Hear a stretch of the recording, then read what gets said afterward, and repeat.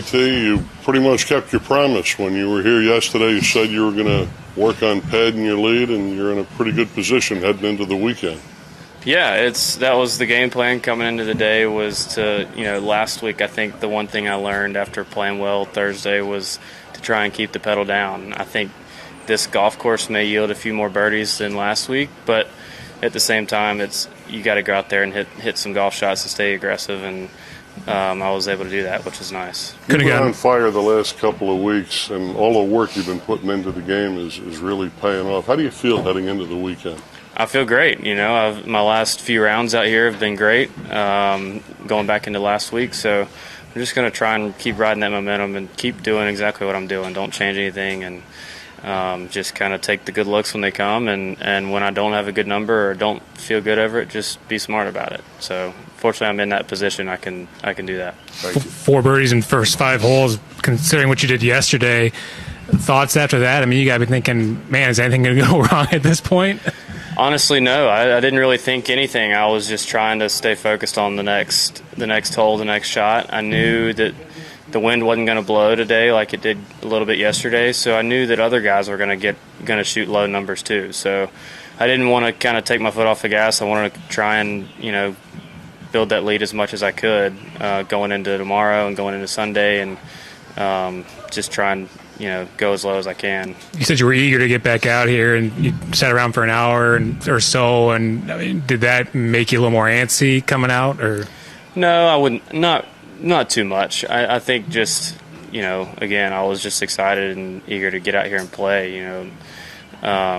Game's in a great spot, so it's fun to get out there and make a bunch of birdies and play the way that I've been playing. So I was just excited to get out there and do it. And being pushed back an hour really wasn't too big a deal. But if you look at your year, I mean, you've a couple top tens, but then you kind of follow it up with a little bit. You missed a couple missed cuts.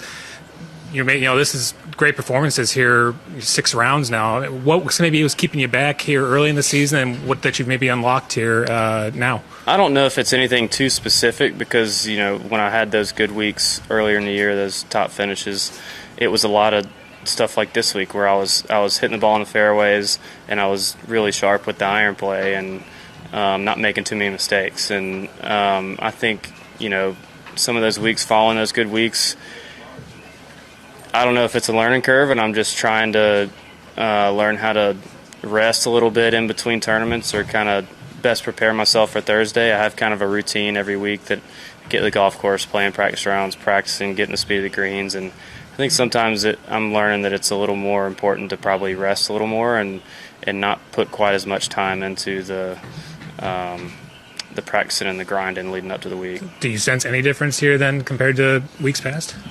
No, honestly, it's just the same that it's been. The ball striking again has been great.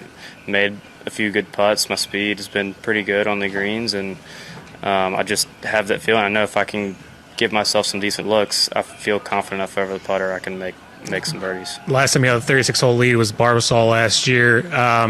What's your mentality sleeping on that lead? What'd you learn from holding that position a year ago that you can bring into this weekend? Yeah, I mean, the biggest takeaway from that week was, it's a 72-hole tournament. And I know that week last year it probably looked like I was going to run away with it and ended up not winning and losing the playoffs. So, I'm only halfway through the tournament. It's easy to get ahead of yourself, I think, when you got the lead and start thinking about, late on Sunday. But I got to go play a whole other round of golf tomorrow before I can even think about Sunday. So that's going to kind of be my approach. Does it make a difference knowing that you may have a 3, maybe 4-shot lead heading tomorrow?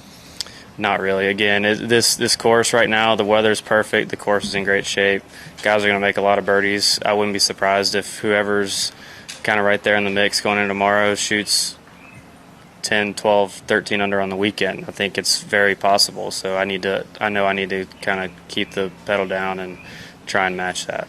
After the birdie on 13, you look like you might be able to get maybe match a 62 or go 63, 64. Driver right.